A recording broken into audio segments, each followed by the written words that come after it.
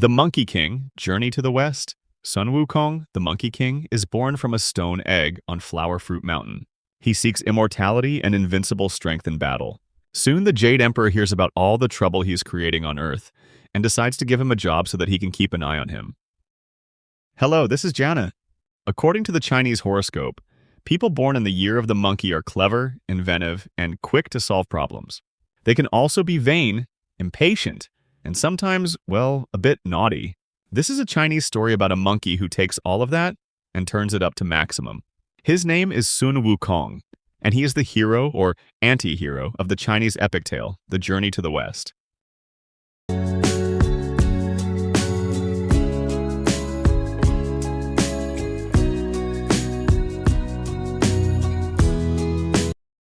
Sun Wukong hatched from a stone egg on Flower Fruit Mountain.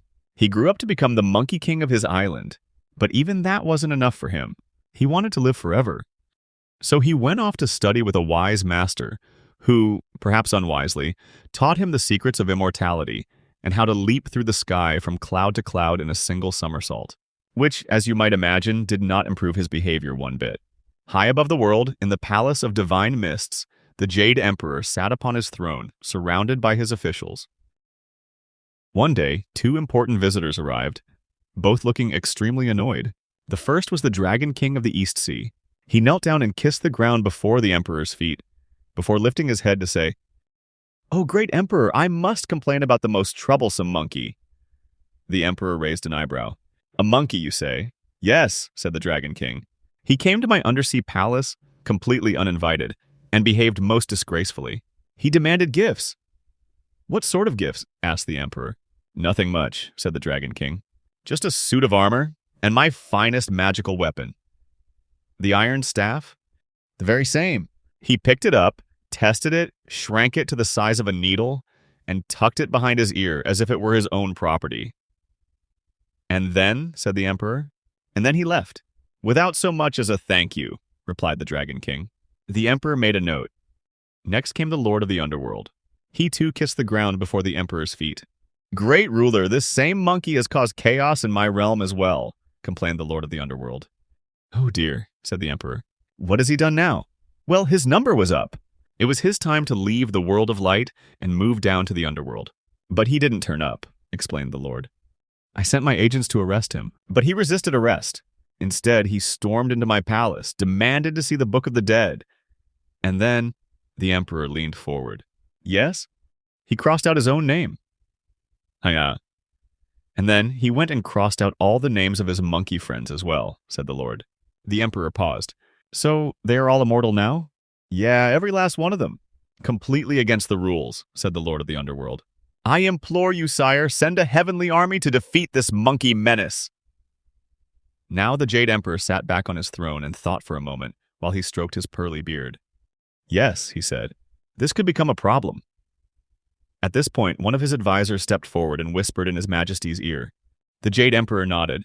"Yes," he said eventually, "a very good idea. There's no need to send him an army. We'll give him a job in heaven with a fancy title. That will satisfy his ego and keep him quiet. Meanwhile, we can keep a watch on him." The whole court agreed that this was an extremely wise plan.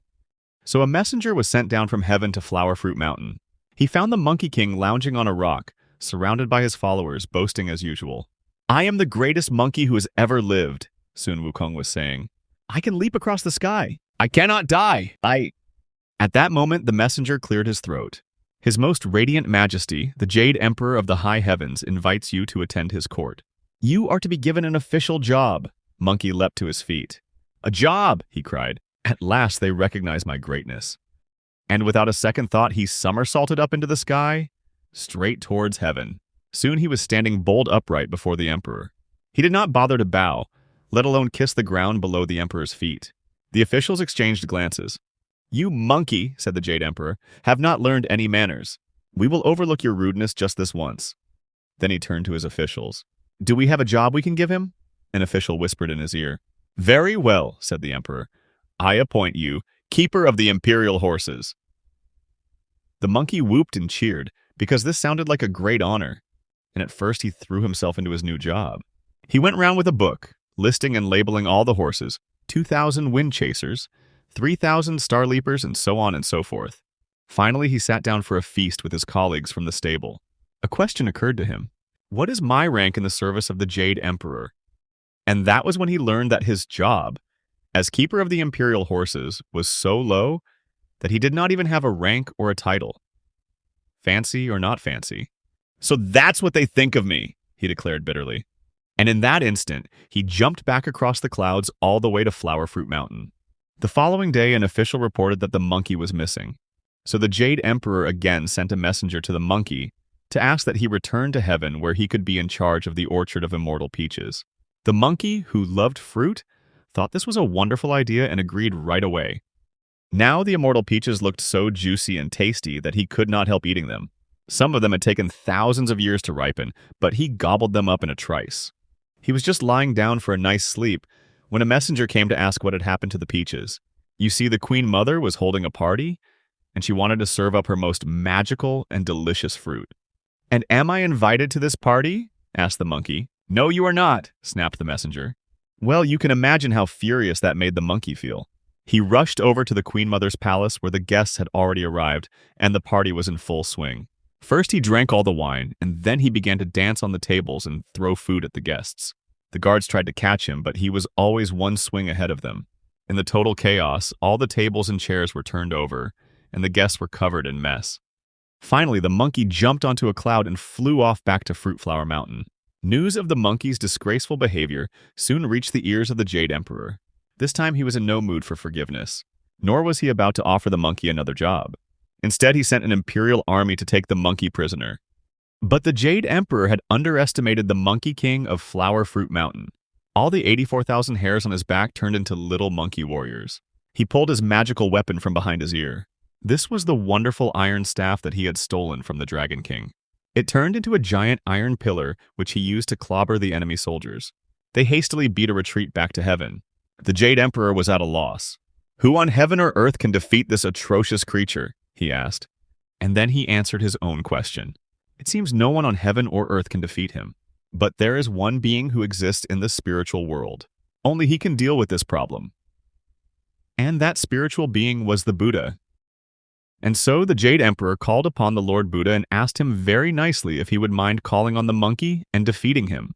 The Buddha transformed himself into an orange-robed monk and appeared on Flower Fruit Mountain. The monkey looked him up and down. "And who are you?" he demanded. "I am one who has heard of your great powers," said the monk. The monkey puffed up at once. "Oh, you have you? Then you know there is no one who can defeat me. Not even the immortal army of the Jade Emperor can lay a finger on me." The monkey grinned from ear to ear. "Is that so? Then perhaps you would care for a little test." "A test?" said the monkey. "Name it." The monk stretched out his hand and said, "If you can leap out of the palm of my hand, then heaven itself shall belong to you." The monkey burst out laughing. "Out of your hand? I can leap to the ends of the world in a single somersault." "Then it should be easy," replied the monk. So the monkey gathered himself, and with a tremendous bound, he shot across the sky. He flew past clouds, past stars, past mountains and seas. At last he came to what looked like the very edge of the universe. There he saw 5 great pillars rising into the sky. "Well," said the monkey, "this must be the end of everything." To prove how far he had come, he scratched his name on one of the pillars, and just to be cheeky, he left a little puddle at the base. Then, feeling very pleased with himself, he somersaulted all the way back. "I have done it," he cried. "I have reached the end of the world." The monk raised an eyebrow. "Have you?" he said gently. "Then perhaps you would like to look more closely." The monkey blinked. For there, on the monk's finger, were the words, "Sun Wukong was here." And there, yes, there was the unmistakable little puddle. The monkey stared. The 5 pillars had been the monk's fingers all along. And in that very moment, the truth dawned on him. This was no mortal or even heavenly power he was dealing with.